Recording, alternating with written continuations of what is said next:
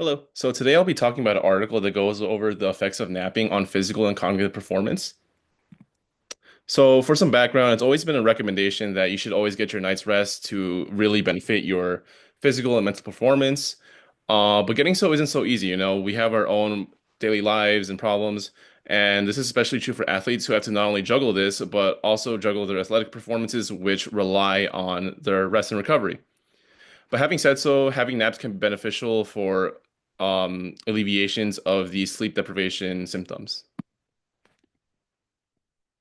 So the purpose of this article or study was to examine the effects of napping after partial sleep deprivation or PSD on parameters such as anaerobic performance, reaction time, alertness, and oxidative stress.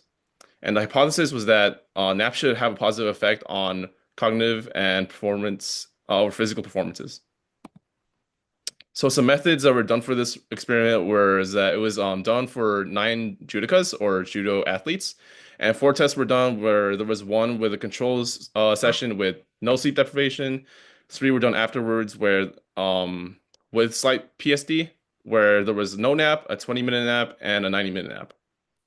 And some tests that were done were a running-based anaerobic sprint test that was evaluated by power or watts, a reaction time test that was evaluated by a multiple choice reaction time test, a Hooper index, which is a questionnaire that assesses fatigue and stress, as well as an Epworth sleepiness scale, which evaluates how tired or fatigued a athlete is.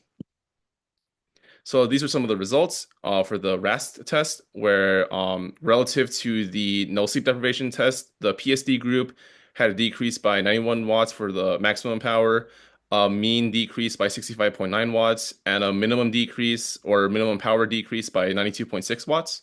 Whereas the 20-minute group increased by 43 watts relative to the PSD, and the 90-minute group increased by 75 watts for the maximum power, a mean power increase by 72.6 watts, and a power minimum increase by 97.7 watts compared to the 20-minute group. These are some of the graphs right here.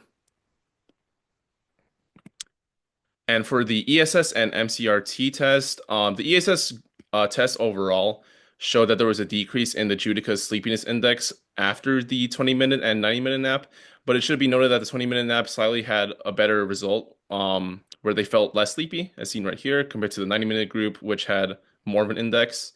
And for the multiple choice reaction time test, the same sentiment can be said too, where they benefited more from a 20-minute nap.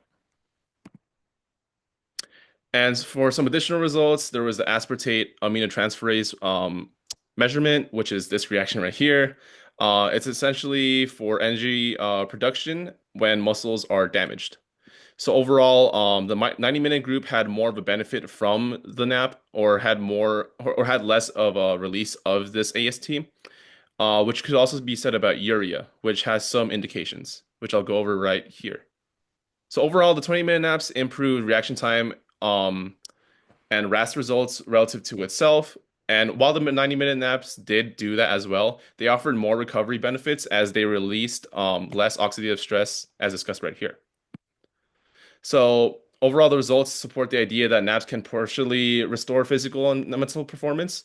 And the main drawback for this research was that it could have done more for the sample size. It was pretty small and it was done over these elite athletes essentially. So some main takeaways, sleep is very important. Naps can be very beneficial, but you still also shouldn't compensate your own overnight sleep with naps. So some real world applications is that athletes and coaches should be highlighting the importance of sleep more or naps more because napping is beneficial and really cost effective. You could just do it anywhere, really. And the benefits of napping can be applied to different settings and fields. Benefits such as improved alertness, muscle repair, and physical performance can help these groups who need energy, like nurses, doctors, first responders, and soldiers. And here's the references to my research. I will also attach this to the Canvas file. And thank you for watching my video.